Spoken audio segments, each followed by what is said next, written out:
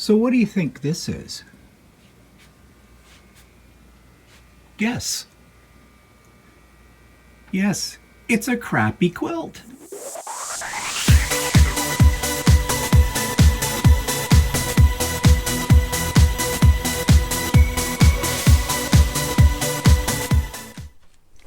Good morning, everybody. It's Stephen here for Bland Designs and the Idiot Quilter, and welcome to my weekly vlog for Monday, July the 26th, 2021, vlog number 226, or the 502nd day of COVID.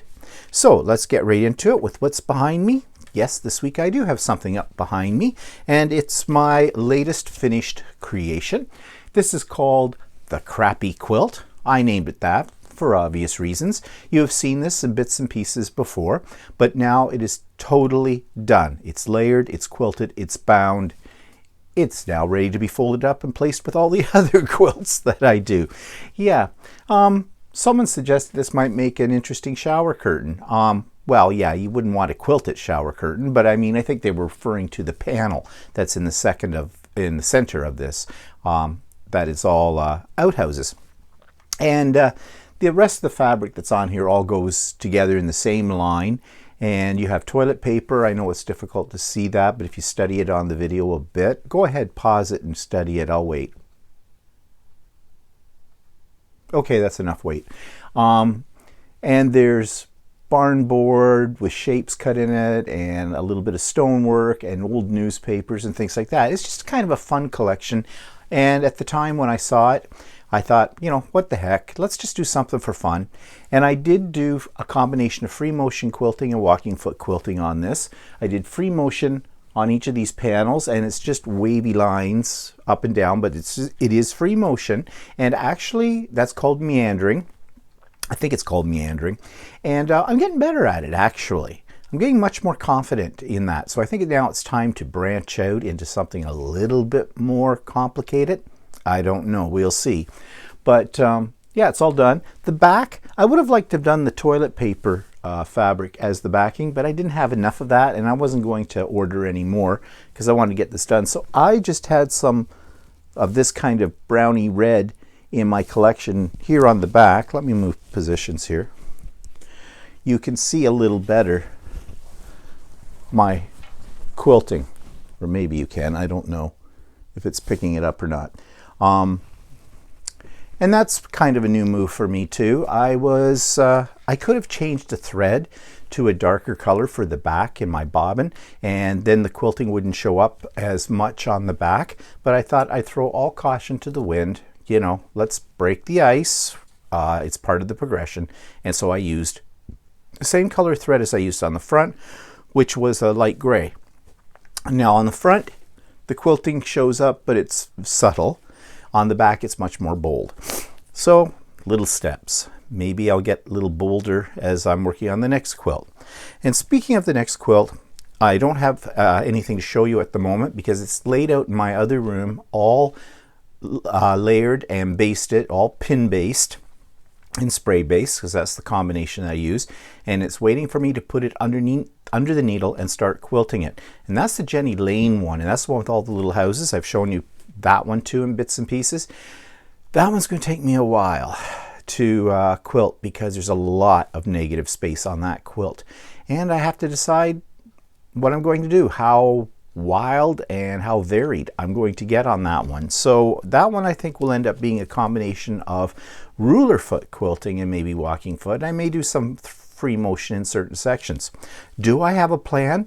No. Should I? Yes.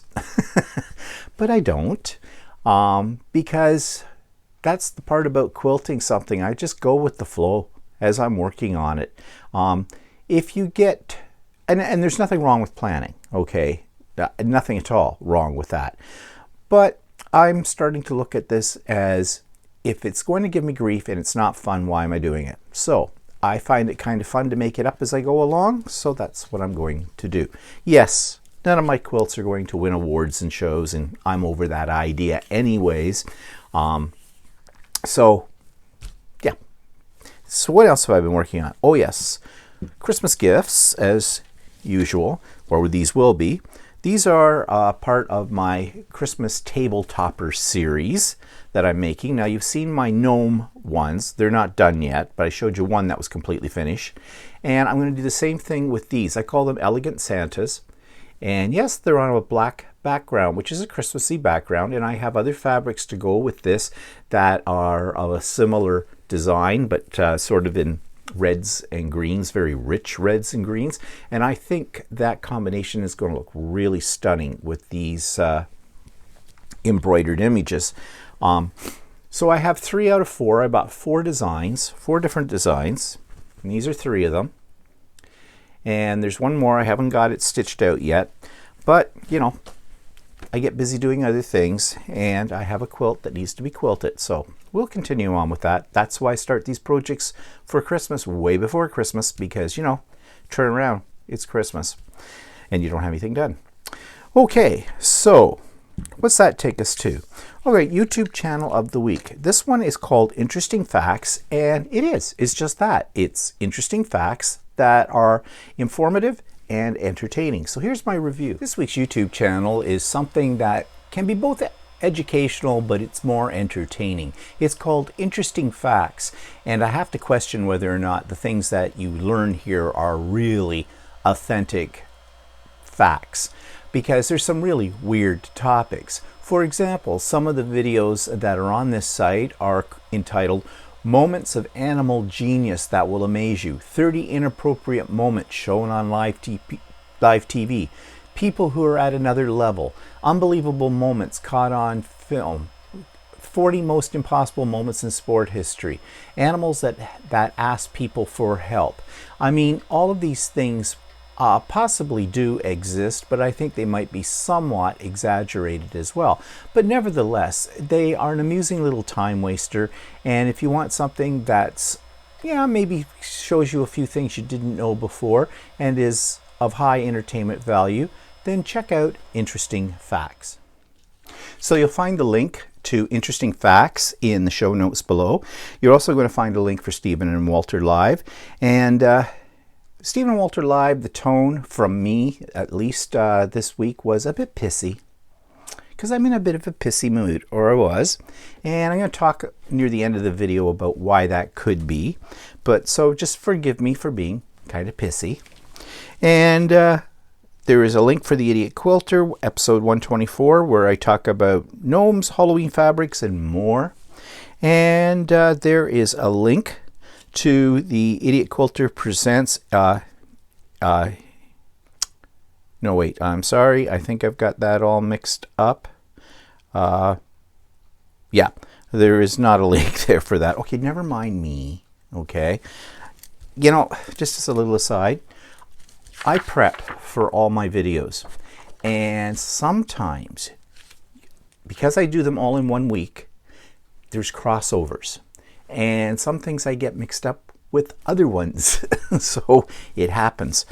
I suppose I should just do one great big huge video once a week. Of course, it'll be a day long if I do.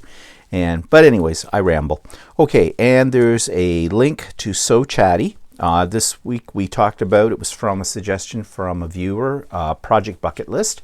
And at first, when we looked at that topic, didn't think we'd have much to talk about. Well, we did. But we're running out of topics, people. So, you know, if you're a regular viewer of So Chatty, please send me an email. Link's always in the show notes below, or a comment with a suggestion of something you'd like us to discuss on So Chatty.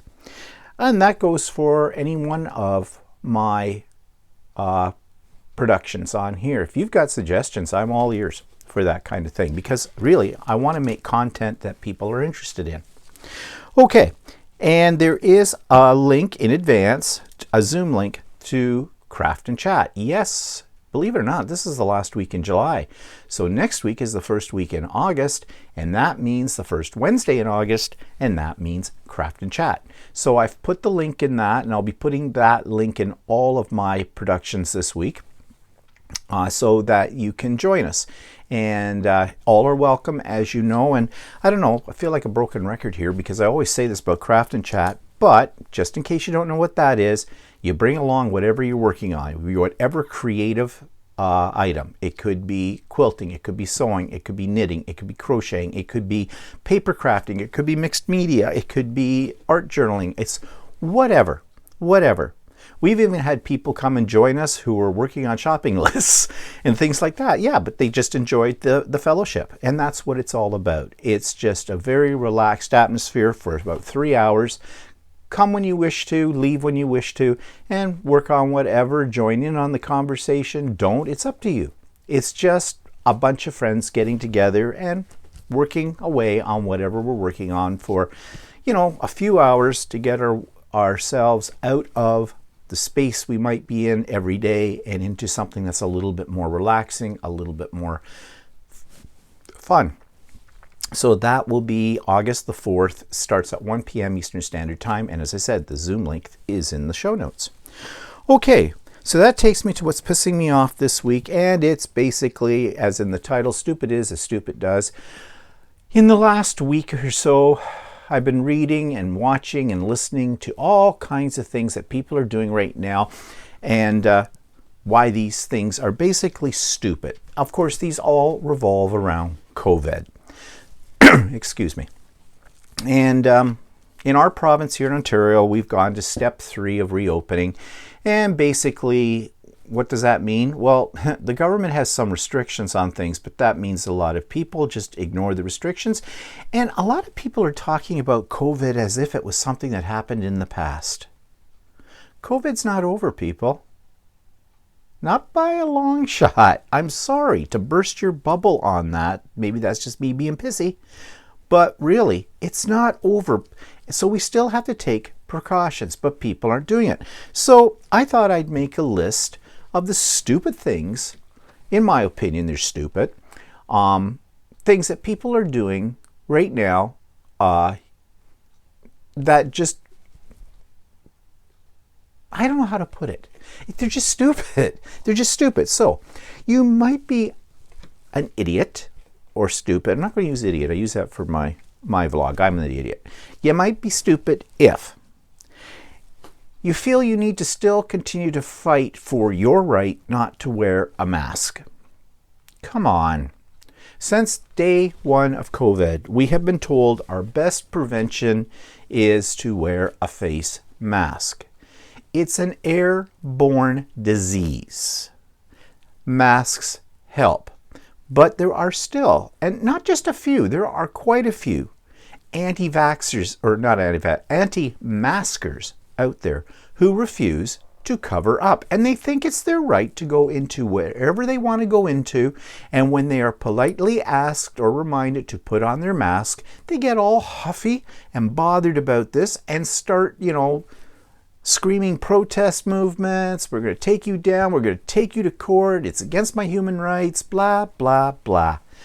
That's just stupid. Masks help protect you. Actually, they help protect the people around you. Frog in my throat. So wear a mask. Stupid is fighting to have the freedom to refuse the vaccine shot. Vaccines are not new in our society, are they? Think about it. We would still have the threat of tuberculosis or of polio or of smallpox if it wasn't for vaccinations. Vaccinations have been proven in the last 100 years, over 100 years, that vaccines work. Are they a cure-all? No.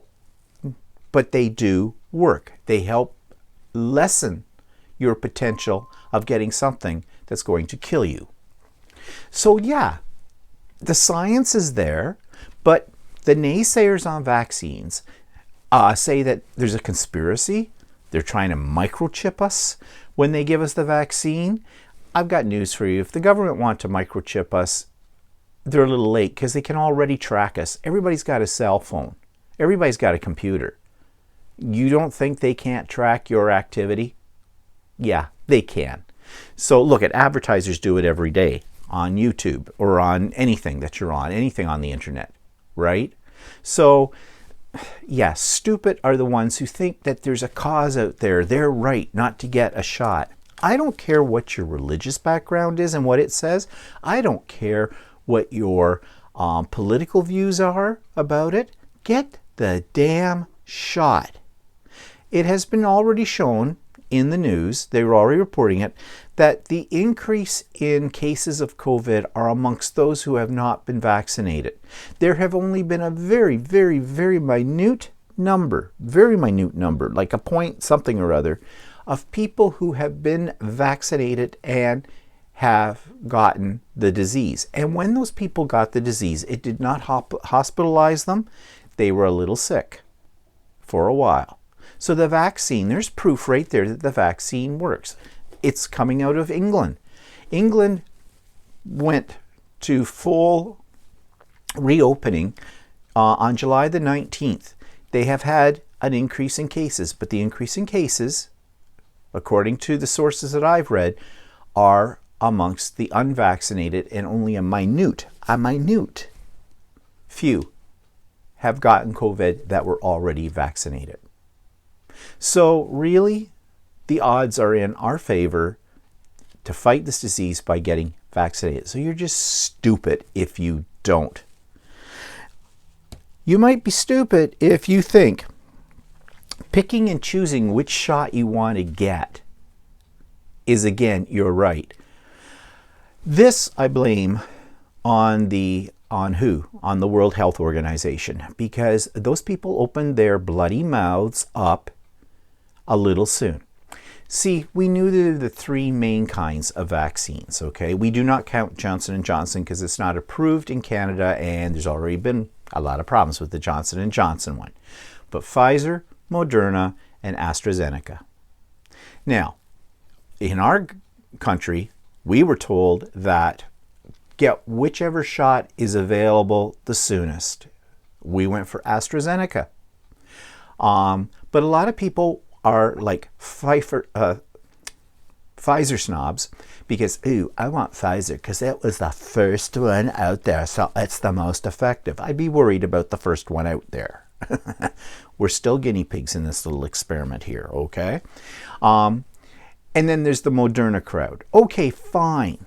We really didn't have a choice on which shot we were going to get at the beginning of all of this when they were rolling them out.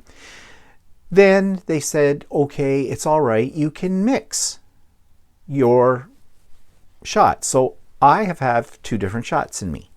I have AstraZeneca was my first one. My second one was Pfizer. I took whatever came up. And that's what they were telling you to do. And they said, in fact, in some studies said that having the combination of shots was even more effective than just a single one. But it depends on where you get your information. It depends on what you're reading, because, you know, that's the problem. And World Health Organization comes in a week or so ago and say, oh, okay, well, it's okay to mix your shots, but we really recommend you don't. They had just said a week before that, yeah, it's not a problem. So now everybody's confused. Everybody's scared. So people are going into these pop-up clinics and things that we have in our province and showing up, and they're saying, okay, they're dishing out Moderna, and they go, oh, are you all out of Pfizer? I only want Pfizer. And they're walking away from getting their second shot. That is stupid. That is stupid.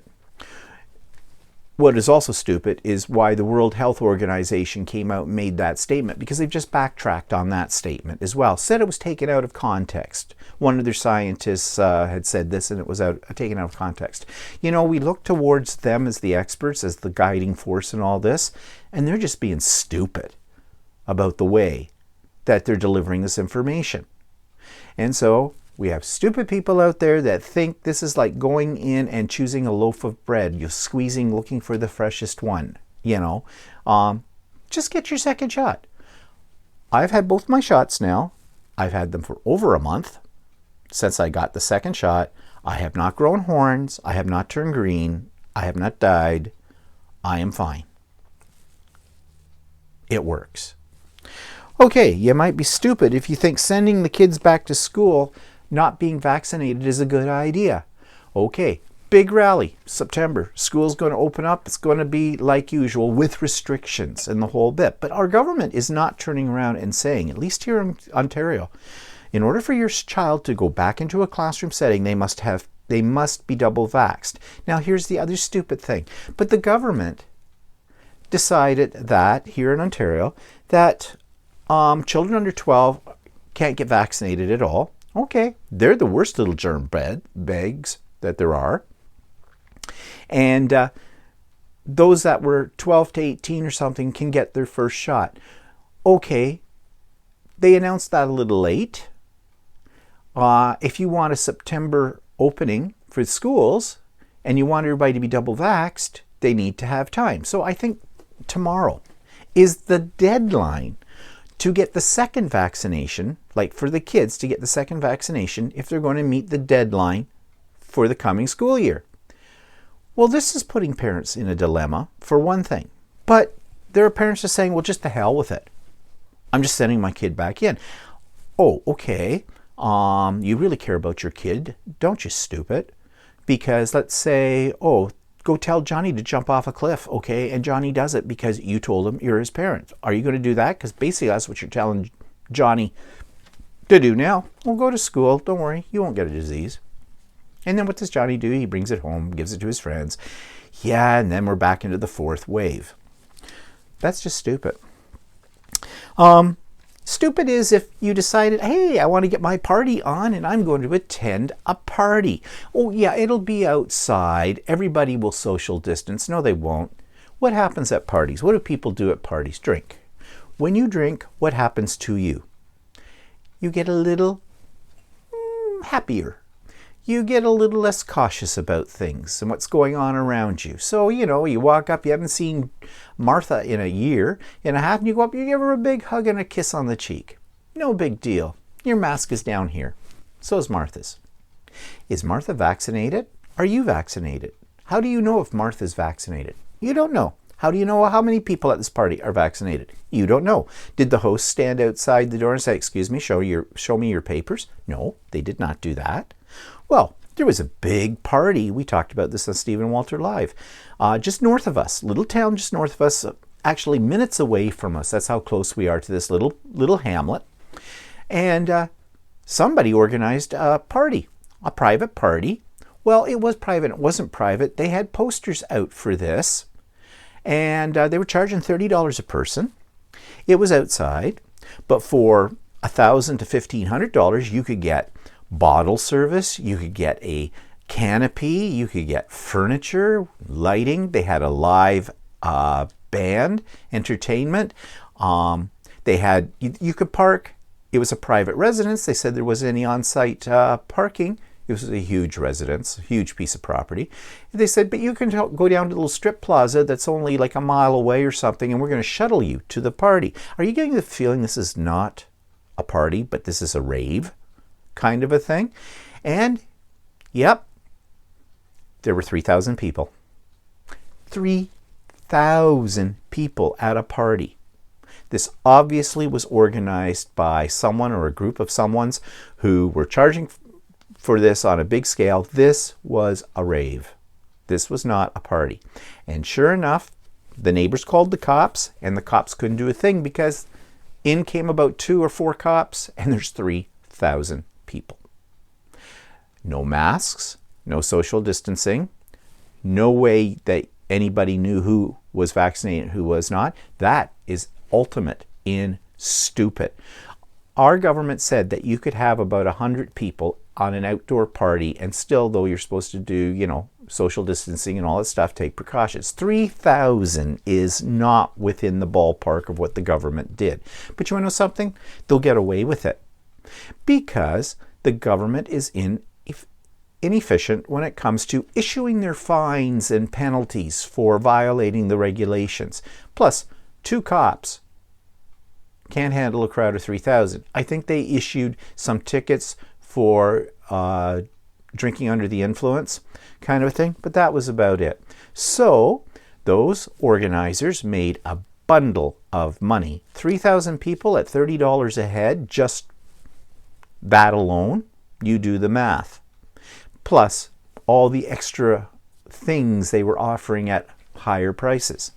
There is one thing too, but I can't really say this because it would make me sound racist, but it was a particular group of people in our society that were all at this party. That's what I'm going to say.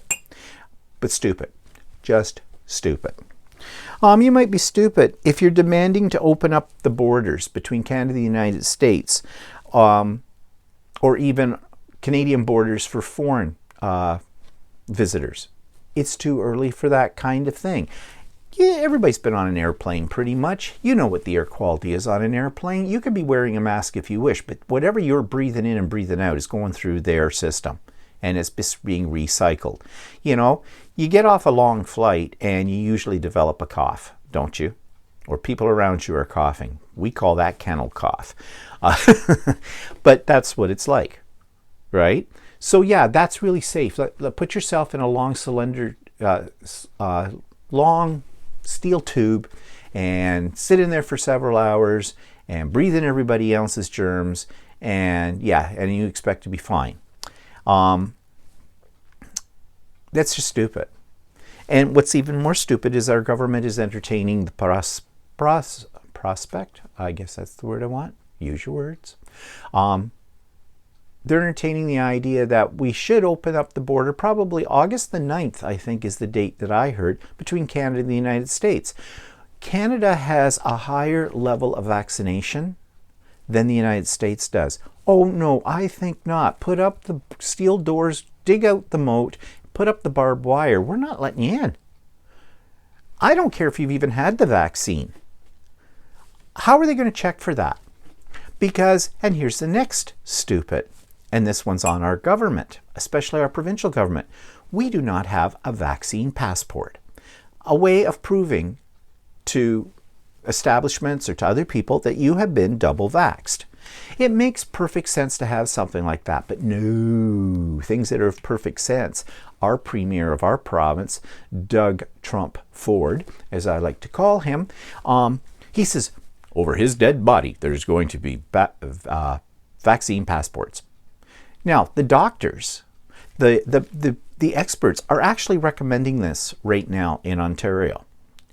He says he listens to the science, he listens to the doctors before making any decisions with anything to have to do with COVID. No, he doesn't. The only reason he doesn't want to issue these is because we have the rednecks in this province, the ones that I mentioned before, who are the anti-vaxxers, the anti-maskers. He doesn't want to alienate them, make them feel like second-class citizens because they don't have the vaccination.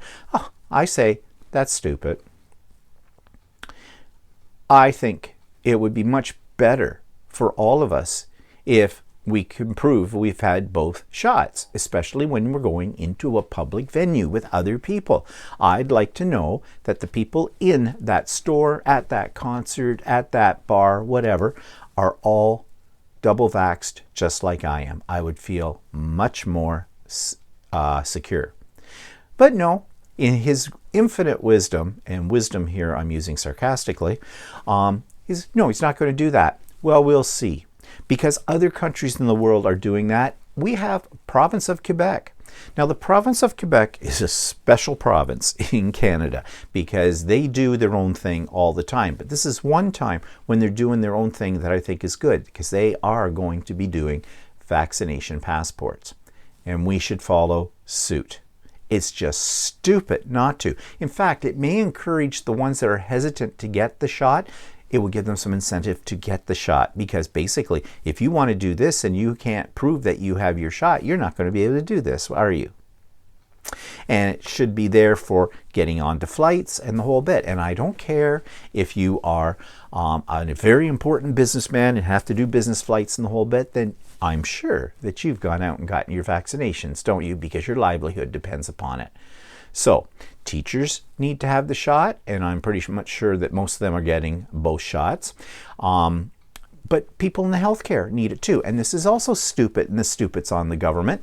The stupid government will not issue a mandate saying all health care workers, whether in hospitals, in doctors' offices, in clinics, in long-term care facilities, have to be fully vaccinated if they want to keep their job. I mean, logic, people. I said at the beginning of this, it's common sense, isn't it? If you're working in healthcare, you need to protect yourself.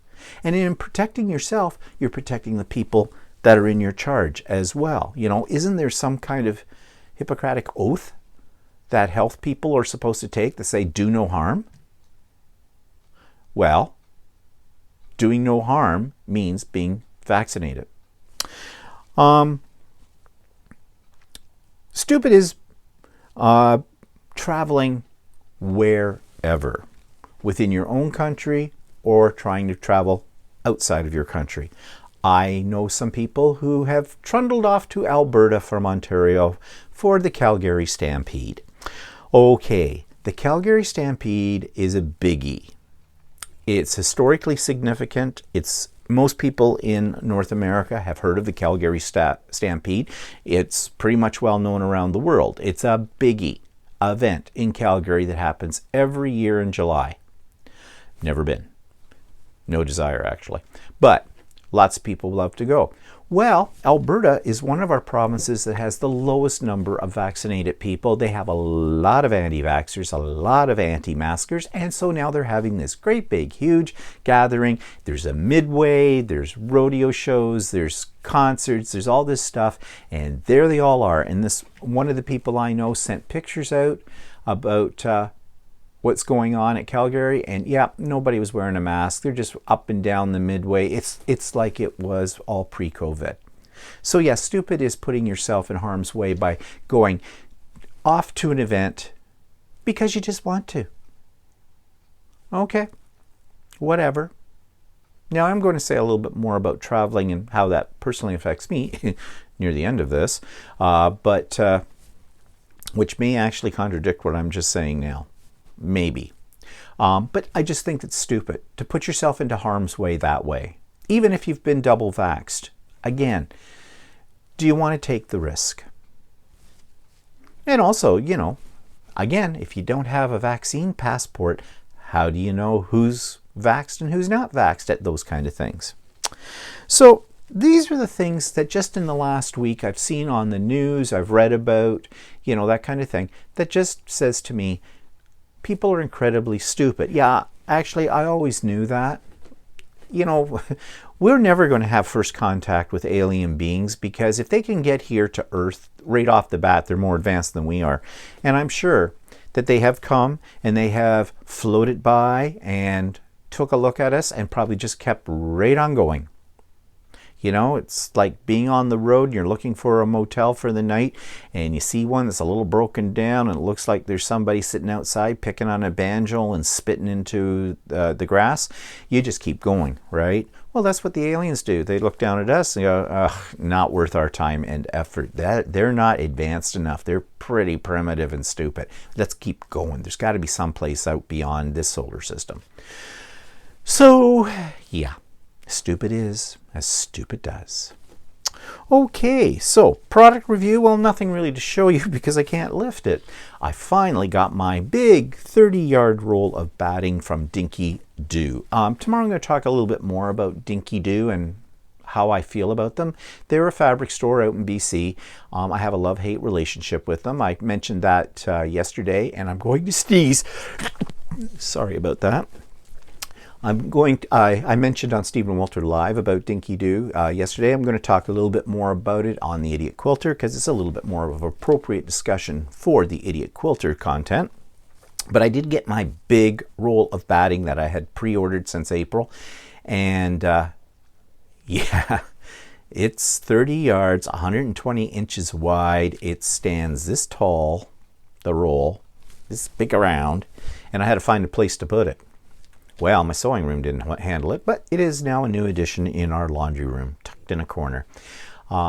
So, anyways, I'm going to talk a little bit more about that, about my ideas for how am I going to manage a roll that big. But it was a great price, and, you know, if you're a quilter, you need batting, and you go through a lot of it. So that's the only thing new that I have gotten. But then that takes me to the 3D corner. Well, on the positive note, and I'm going to... oh, sorry, I don't know why suddenly I've got sneezes. I do. On a positive note about 3D printer, I finished one of my Tudor houses. Now, this is the first thing that I've ever printed that I've painted. And I'll be back. Sorry about that. I just had a little sneezing fit. So I didn't think you needed to hear or see that. Anyways, back to this. So this is the first 3D print that I have ever painted.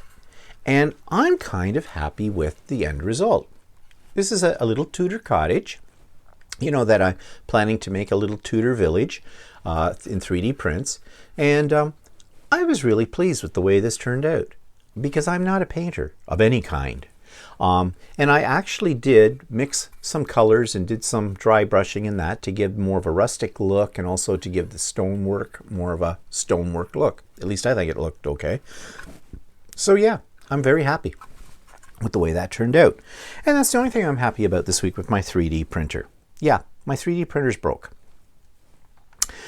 It prints for a little while and then decides to do some weird things. And I'm trying to figure out what the problem is. So basically, over the last 2 days, I have ripped apart my 3D printer, watched a lot of YouTube videos about how to do this, tried all kinds of different things. I have ordered and have on hand spare parts for it as well, and I'm adding to that collection, and I still haven't figured out the problem. I think I have it narrowed down.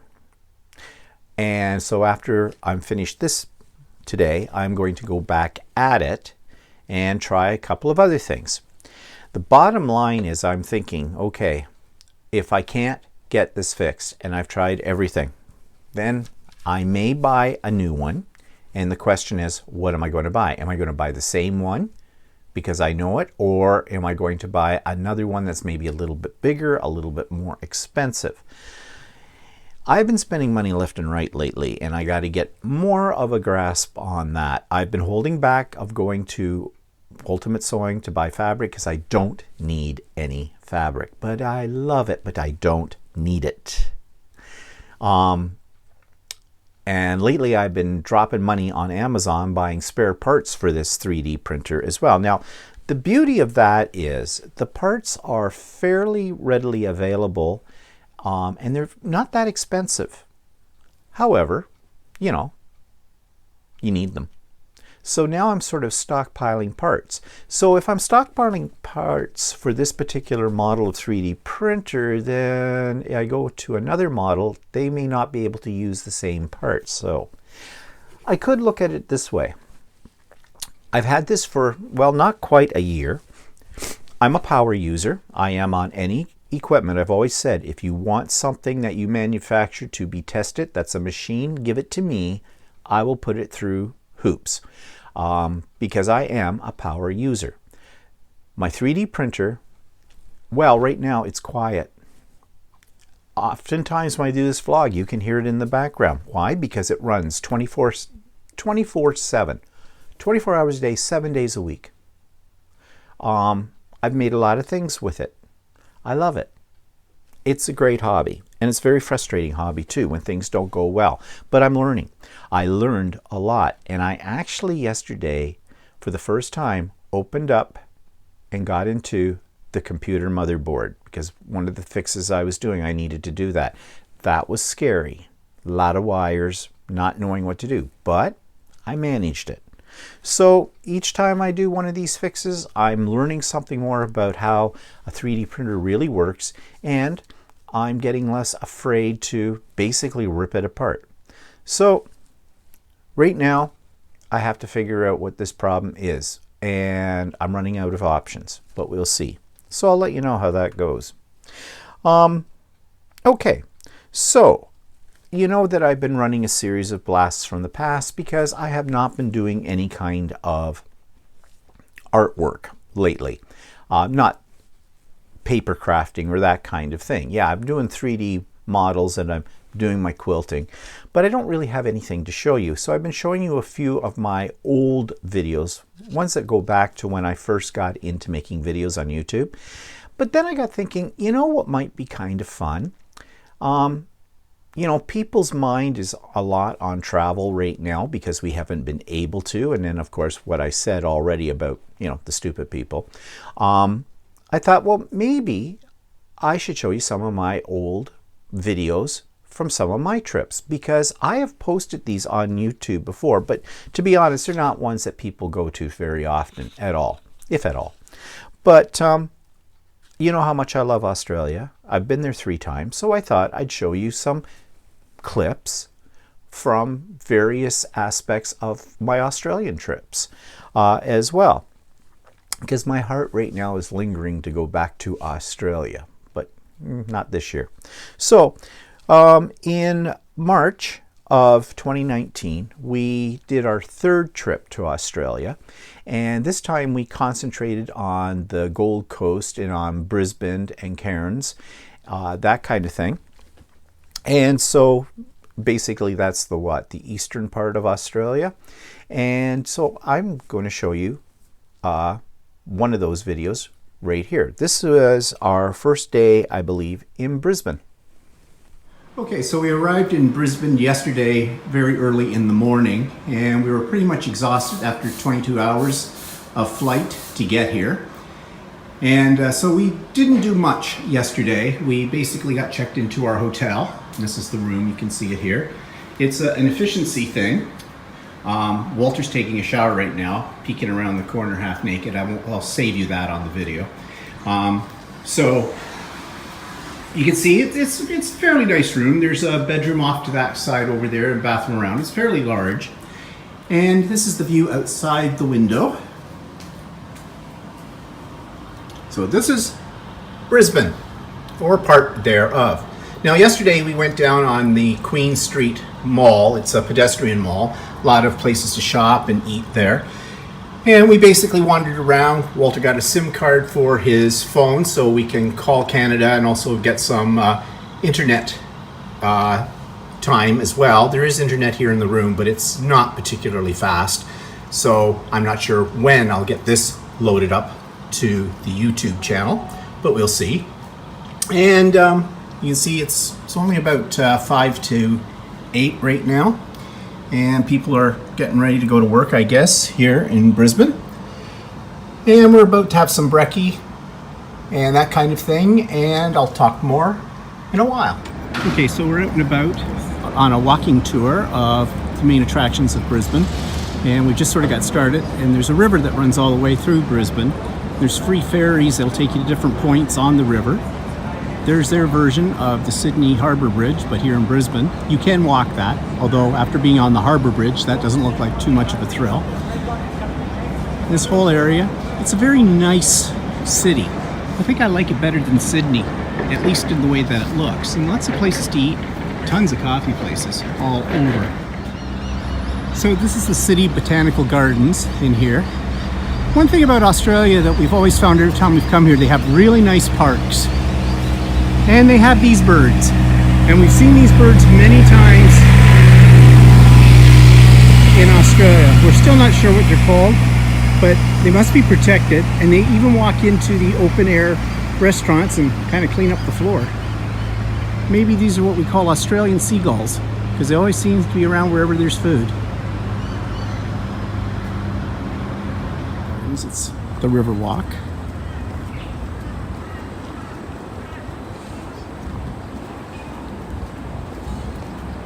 And right here in front of us is one of the native birds that we've all heard about in North America, the kookaburra.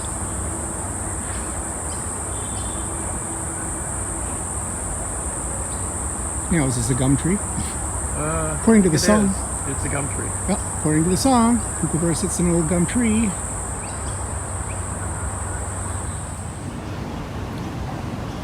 So we're on the south bank, on the other side of the river, and there's this park here as well that we're kind of wandering down.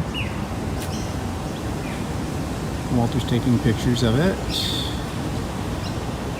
kind of a nice little, I don't know what you would call this, coverage. It's over top of it. But it's very nice looking. Nice little walk. No bikes are allowed down this path, which is good because the other paths had bikes. And you were taking your life in your own hands on those. Of course, the signs say to stay to the left. Of course, our instinct is to go to the right. They're not do that when we get the car. No, not good if you do that when we have the car. Or you did video. Oh, I'm taking a video. Okay, didn't really mean to take a video of this, but I am now. This very unusual looking plant. I'm going to take a picture.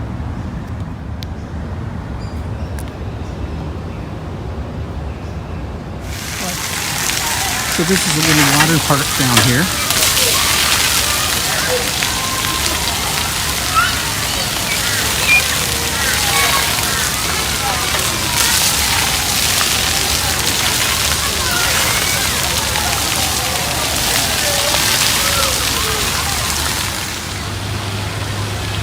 And in this park you have a man-made beach, a little one, right here in the center of the city.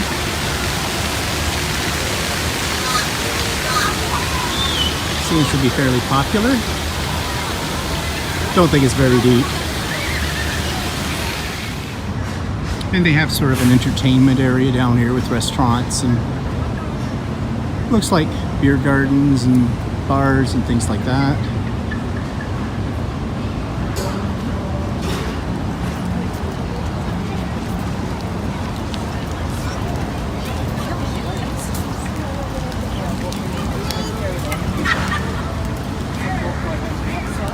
And Walter.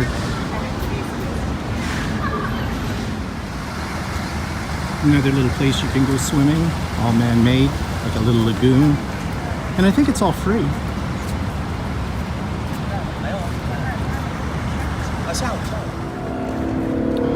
little bit of art that makes music.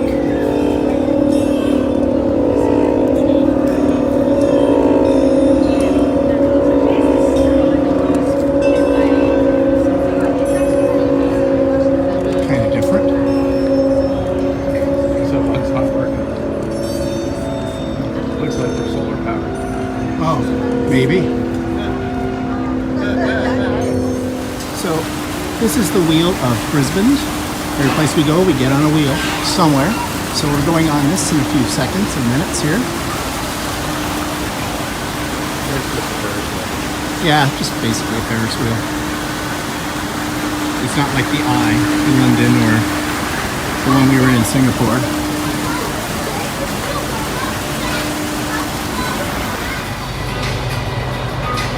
So we're inside. Welcome to the Channel 7 Wheel in Brisbane and South Main. I'm Max Butcher from 7 News, and I'm going to join you on this exciting journey where you will experience a 360-degree view of the beautiful city of Brisbane, which is Australia's third largest city and home to more than 2.2 million. Selfie, tag us here at the Channel 7 Wheel of Brisbane. We love seeing sky-high smiles and sharing in your experience. Let's start with location 1, the mighty Brisbane River. This river's source is located over 300 kilometres away near the town of Kingaroy. In January 2011, Brisbane experienced one of its most devastating floods, with levels peaking at 4.46 metres.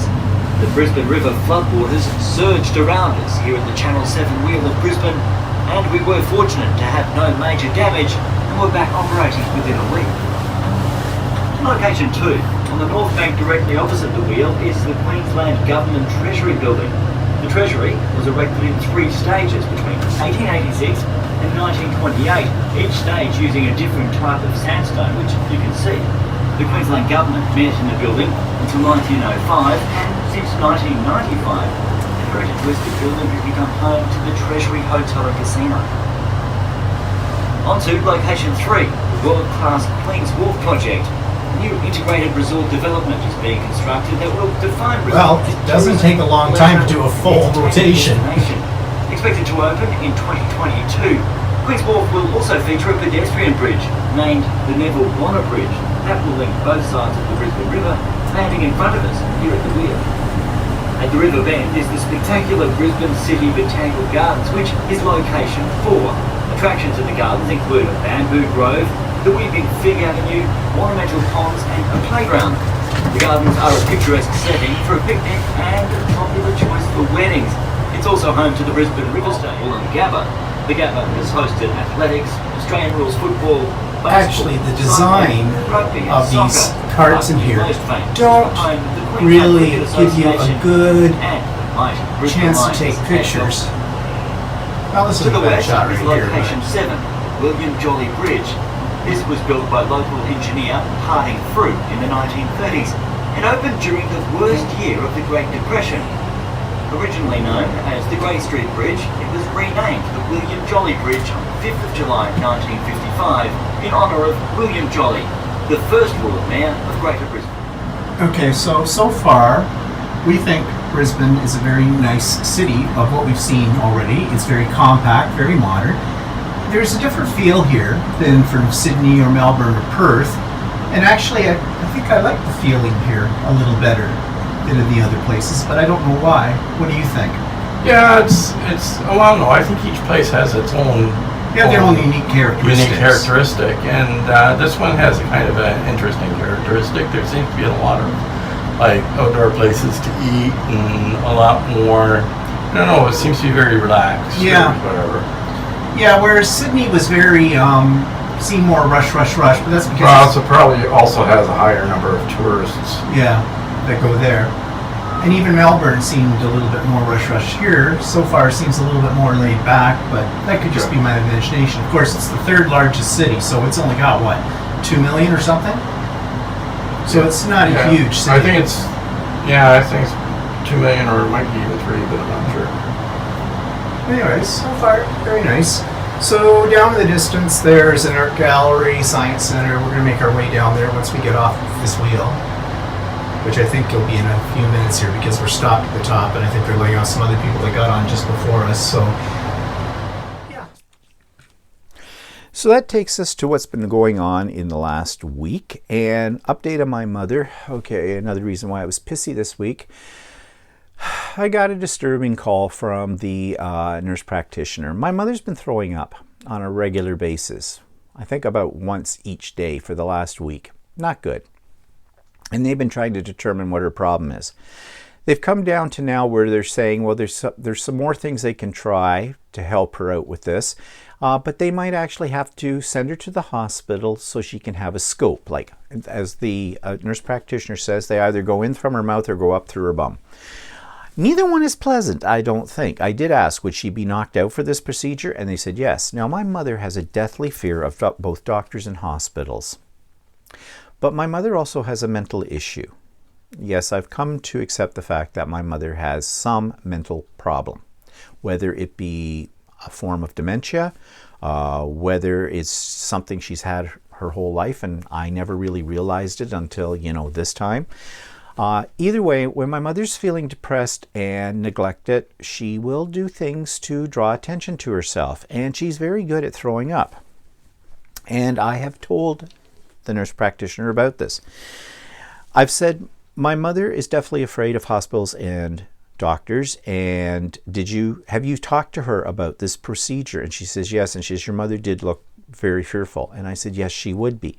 And I said, I will talk to my mother and I will reinforce for her what this means. This isn't just a case of, I'm a 5-year-old, my parents didn't give me what I wanted, so I'm going to run away from home and then they'll all be sorry, kind of syndrome, because my mother does go into that. We call it the poor Lorna syndrome, okay? And I've seen her do this before. Like, for example, the reason that my mother in the first place is in a nursing home is because she refused to walk. She was in the hospital for 4.5 months, waiting to get into a nursing home, and they were trying to figure out why she couldn't walk. And I told them, because she doesn't want to. I said, it's mental. She is quite capable of walking. This is mental. They would not believe me. 4.5 months later, they came back and said, yeah, we can't find anything physically wrong with her. It's got to be mental. Duh. Yeah. But you see, I don't have a doctor's education or anything like that, a degree in medical science. So what would I know? I've only been around that woman for 64 years. I think I learned a thing or two in my time. But it puts me between a rock and a hard place. On the one hand, if she is really ill, if there is something wrong, then she needs to have the tests. It needs to be fixed. But if, on the other hand, this is all psychosomatic or whatever, then putting her through all these tests and everything is putting her through a lot of trauma, and she is not going to come out of that well mentally. It's just going to compound her situation. So I don't know what to do. I told him I would talk to my mother and I would put the fear of God in her, because I explained it very point blankly to my mother what this all meant. And my mother said, well, she wasn't going through that. Well, I said, Mom, it's out of your hands. It really is out of your hands. Now, you're probably going to say, as I mentioned this yesterday on Stephen and Walter Live, does she have any pain? Well, I ask her that all the time, and she says no, she doesn't have any pain. My mother also mixes things up, or not mixes them up. She tells my sister one thing, she'll tell me something else. I've told you that before. Well, my sister's sister, well, I hear you've been throwing up. And she says to my sister, no, I'm not. Of course, I just grab the bull by the horns and I just say, no, Mom, they're telling me that you've thrown up. There's no reason for them to lie about that. So what's going on? Well, I don't know. Do you have any pain? No. Well, why are you throwing up then? Well, I don't know. Well, what is it that makes you want to throw up? I don't know. See, all the time, the answers to all my questions are, I don't know, I don't know. So, throw me a bone. I can't work with this. So, yeah, this has been weighing on me, and it's dragging me down. I'll be really honest about it. This is really, really depressing me. It's really dragging me down. I've said to Walter, I need a Valium or something. I'm sort of kidding, but sort of not, There's always wine. That's self-medication. Let's not go there. But anyway, so time will tell the tale of what's going on. Now, my sister and I are actually going to go over and visit her tomorrow. We're actually going to get to see her. I had some problems with that too. I've sent a letter out to the administrator of the nursing home because I am not pleased with the level of communication between the families and staff and everything else that's there. Just a small example of several issues. One, I sent an email yesterday to have the person who looks after the FaceTime calls cancel my appointment with my mother for tomorrow. I have a standing appointment that I make always in advance for Tuesday mornings, 11 o'clock, FaceTime with Mom. Well, that's when we're going to go over and actually see her, so I don't need that appointment. So maybe I'm taking up a time spot that somebody else could use. So there is no easy way to cancel it. Like, it's a computerized internet website you go to and book all of this, but there's no way to cancel, which is stupid. So the only way I can cancel is I have to phone the person who looks after this, and she has to cancel it manually. Well, that's a pain in the butt. But anyways, I did. I got an instant reply back telling me that this person was going to be out of the office until August the 3rd. And to call, if you wanted to arrange for visits, call the reception desk. And I went, what? I thought I only needed to reserve FaceTime. I didn't think, according to the only communication I've had since my mother went into this nursing home, this is the new one she's in now. The only communication I've had is about what the government says the regulations are for visiting people in long-term care facilities. And they gave their procedure. Basically, you had to bring proof that you've been double vaxxed, and they will write down your name, your contact information, and they will note in their book or whatever that you have been double vaxxed, and away you go. It didn't say anything about making an appointment. So I immediately called reception desk. Now, in this nursing home, which is another one of my complaints, no one answers the phone. It rings, and then it asks you if you know the extension of the person, and then it gives you a directory, and it goes through a whole long list of everybody, including the janitor, and it never comes back to any of those are the ones that you can get a hold of. But I have found the trick. This isn't listed in their menu system, but if I push 0, I could get the front desk. So I did. It rang. Finally, someone answered it. Now, it was a Sunday, but they have someone on the desk all the time. It's part of the security of this building as well. So I explained to the staff member that yes, I need to make an appointment to see my mother, so I would like to do that. And she goes, oh, you have to contact so-and-so. And this is the person that I got the email from that says they're out of the office on holidays until August the 3rd. So I explained that to the person. They went, oh, okay. So she takes down my name and my sister's name and tells us, okay, you need to bring... I said, now I understand. She didn't tell me this. I have to ask everything here. I said, now I understand I have to bring the paperwork to show that I have been vaccinated, double vaccinated. I said, now my sister has hers in a card format that her husband made up for her. I actually did the same thing. I shrunk them down, put them on cards that we can put them in our wallet, because otherwise it's 2 sheets that are 8.5 by 11. You know, carrying that around. This is another reason why we need a vaccine passport. You know, electronic ones on your phone's got a code thing on it. You hold it up and so, see, I'm vaccinated. But no, we don't have that. So anyways, and she's, oh yeah, please bring that in. Oh yeah, no, it has to be the paper because we photocopy it. So after I made the arrangements and everything, I emailed my sister and says, okay, you need to bring your actual paperwork. And I have printed out an extra copy of mine that I'm just going to hand to them so that we don't have to stand around and wait for them to figure out how to use a photocopier. Because the other complaint I have is they haven't figured out, the staff have not been trained on how to use their telephone system. Number of times I've called over there because I've needed to speak to my mother. I'm asking someone to either use my mother's phone and call me back, or, you know, take a phone to her or whatever, and they hang up on me. Now that's an accident. I know that's an accident because they're not sure which button to push, but that says they need more training on all of this. If you're going to use a sophisticated telephone system within a nursing home, then the staff have to know how to use it. So train them. So I've had it. So I've written a little email off to the administrator. It was a nice but firm email with what I expect, mainly the communication, that kind of thing, because I was really used to that from the old nursing home that my mother was in. The administrator there was excellent. So we'll see what kind of reply I get. If I do not get a reply, if I get something that looks like it's just one of those kind of replies to get, you know, me off their back, I'm going to her boss. I'm going to the chairman of the board. So, yeah, we'll see how that works out. I don't want to make waves, but I'm talking about my mother's care. And yeah, I know all the excuses. They're understaffed. Yes, they are. Very true. And, you know, it's a new place. They're just settling in. You've been there 2 months. I think your settling period is pretty much done.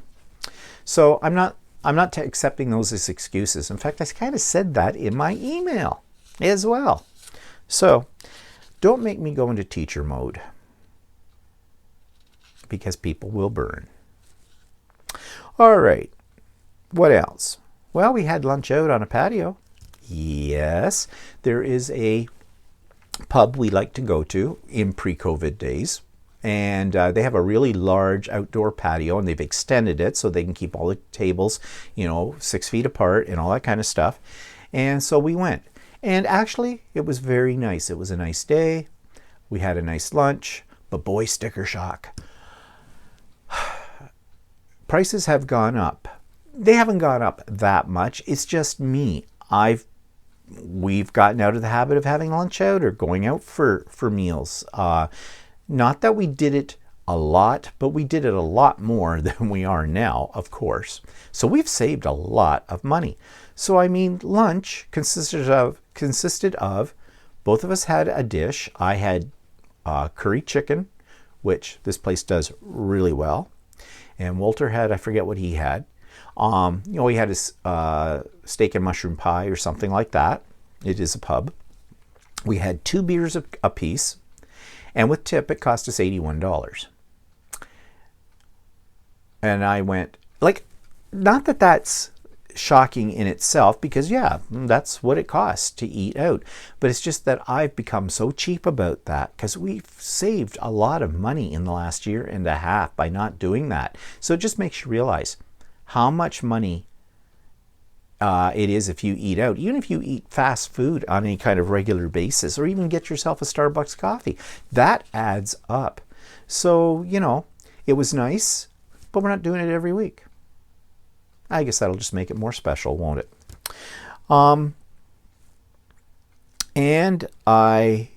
So speaking of eating on the patio, we decided last night after we had done Stephen and Walter live, Sunday nights are usually, we never know what we're going to have. Sometimes we get Chinese, sometimes we eat leftovers, scrape them up, or things like that. And I'm usually not that hungry for some reason at that point. So it was a nice day here. And so we thought we'd do something we don't do. We'd use our deck. We do have a deck. I've shown you shots of it with our containers on it. And now that everything is like lush and green on it and the forest behind us is all filled in, it's really a nice setting. And we have a western exposure, so the sun at that time of the night is starting to set. I mean, the days are still long. I mean, the sun doesn't go down until 9 o'clock at night here. But, you know, it was warm. It wasn't like sticky hot or anything like that. There was a very gentle breeze. It was just perfect, ideal. So we did charcuterie on the patio. And I thought I would show you what that looks like. So I'm going to insert that here. So we're sitting out here on a Sunday evening. It's really, really nice, about 29 degrees C. There's a bit of a breeze, and we're having a little bit of a charcuterie, as you can see, for dinner tonight with some wine. We have not sat out in this deck in a couple of years probably now, but you can see it's kind of a nice setting.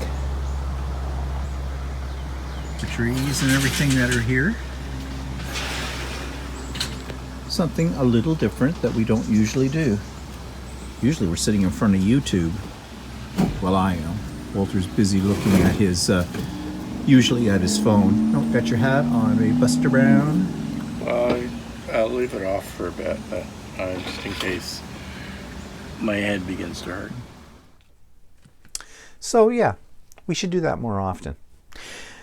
So what else? Well, I finally got my eyes examined. I have not been to the eye doctor since 2019. I think it was April 2019 when the last time I was there. And no, it might have been even earlier than that. I don't know. I've lost all track of time. You know, when history looks back on this, or when we look back on this situation in 20 years' time, we'll go, those were the forgotten years. You know, 2021, possibly 2022, I hope not. So I went in, got my eyes examined, and I'm just getting over it now. She puts drops in my eyes to dilate my pupils. You know, that's standard procedure, and I always have an allergic reaction to those drops. My eyes all puff up. I got these juju eyeballs kind of a thing, like under here, like huge suitcases. They're just about gone now. But anyways, I know that's going to happen, and she doesn't understand. She says nobody else has had that reaction. And I mean, I've been getting my eyes tested since I was, well, I've worn corrective lenses since I was 11 years old. So having my eyes dilated during an eye exam is nothing new at all. But with this particular eye doctor, which I've been going to now for several years, I don't know. She doesn't understand it either. But anyways, she examined my eyes. My eyes are healthy, which is good to know because she checks me for any signs of glaucoma, because glaucoma can be hereditary, and my mother has glaucoma. So she checks that, and she's very thorough. And I told her I wanted to get some new glasses because I'm kind of tired of these ones, and plus they need to be adjusted. Now I really like the frames on these ones because these are silhouettes. These are titanium, and I am very hard on my glasses. I drop them, I sit on them, I stand on them. Yeah, I'm a klutz with my glasses.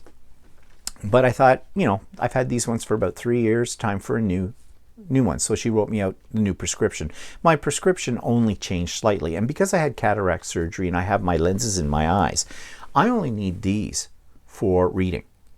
But they pretty much stay on my head most of the day. And but I need them. So anyways, my eyes are nice and healthy the whole bit. Right next door is the place I go to get my glasses.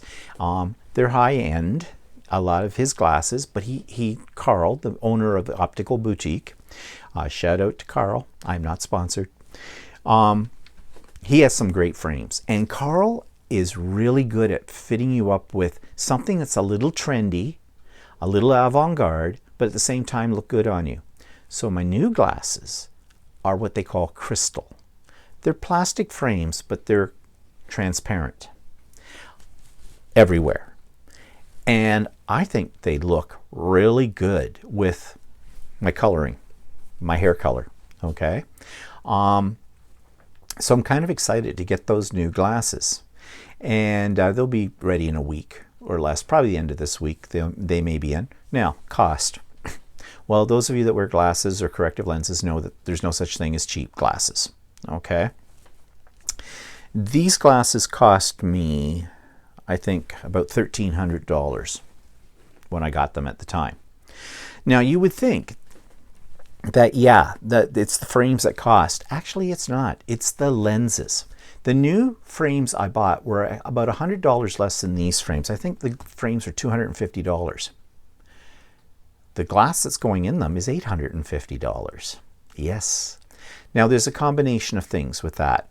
There's all kinds of like anti-glare, anti-scratch, computered, designed, because I sit in front of a computer a lot, and the sewing. So they all have that in it. Plus, my prescription, even though these are reading glasses, is still fairly thick. And so they make them as thin as they can, and the thinner they make the lenses to fit into these new frames that they have, who have, like, look, the profile on these is very thin. That costs big bucks again. So my new glasses are probably going to cost me about $1,100. I didn't ask them if that included tax. Probably not. So yeah, it's a lot of money. But glasses are something that are a necessity for me, and I wear them all the time. So I want something that's good quality and, you know, looks good. So that's my little luxury item, I guess. So those are coming up. So be prepared. Could have them on for next week's vlog. I don't know if I have them by then or not. Okay, so what's coming up? Nothing. Nothing. Well, possibly me going lunatic, go offing. I'm going to jump off a cliff here. Rent it, use your lips. You know, between my mother this week, my 3D printer, I know, first world problems, but whatever. But just as a final note, I have been in a pissy mood, okay? I've been in a pissy mood for some of the reasons I've already given you. There's a few other reasons that I haven't told you about, and I'm not going to get into them. But I think it's just everything's coming together. I'm itching to do what the stupid people are doing, travel. But I won't. I can't. But having said that, I want to get out. I feel like I'm in a cage and I can't breathe. I mean, going out for having lunch one day last week was something. But I want to do something a little bit more substantial. I want to get out of this area. So we're looking into that. Walter says, Walter isn't as paranoid as I am. Walter says we have to do it at some point in time. We've both been double vaxxed. We take our masks. We're very careful about where we go. So now we're trying to decide what we're going to do. It'll just be maybe an overnight trip. I'm a little worried about hotels, for that matter too. But we're either going to go east or go west. Maybe we'll go to the east of us, to what's called Prince Edward County. There's a lot of wineries there. There's a lot of gitchy little stores. There's fabric stores there as well. Yes, I do not need fabric. Or we go west to the London area, which is a couple of hours to our west. And there's that whole area has all kinds of fabric stores too. Travel around. I don't know. It would be nice. Of course, it also means when you're traveling, you're going to have to eat. So, I mean, this will be sort of a little trip. It's going to cost a little bit of money to do that because, you know, what I've already said about sticker price in restaurants. And, you know, and then if you got hotel accommodation, gas, all that kind of stuff. And, of course, I want to buy things. So, yeah, we'll see. We'll see. I just kind of want to get out. It's summer. We're almost to the 1st of August. I mean, this coming weekend is the 1st of August. And, you know, for us here in Canada, this is it. July, August, that's summer. Bye-bye. Come the end of August, everything, it's like suddenly the trees start to turn. And suddenly the temperature drops and I have to get out my coat and I have to put shoes on again. Can't go run around in my sandals and shorts anymore. So should take advantage, I suppose, of, you know, getting out now, because it could be another long winter. Okay, so, you know, I just said people who are traveling are being stupid. Well, guess what? I just put myself in the ranks. Well, you be the judge, and you probably will be. All right, enough of that. So that's it for now. This week coming out will be the Idiot Quilter. So Chatty, there'll be a new interview posted, and I'm running out of interviews. This will be my last interview. That'll get posted tomorrow. So I'm looking for people who would like to be interviewed. Don't be shy. Please, don't be shy. I'll interview anybody. I don't bite unless you want me to. So please consider it seriously. And just drop me a line, and I'll send you particulars on how this all works. It's very simple. Okay. And of course, Stephen and Walter live next Saturday or Sunday, and then the following Wednesday will be Craft and Chat too. So lots coming up, I guess. Okay. We'll see you next week. Have a good one. Bye for now.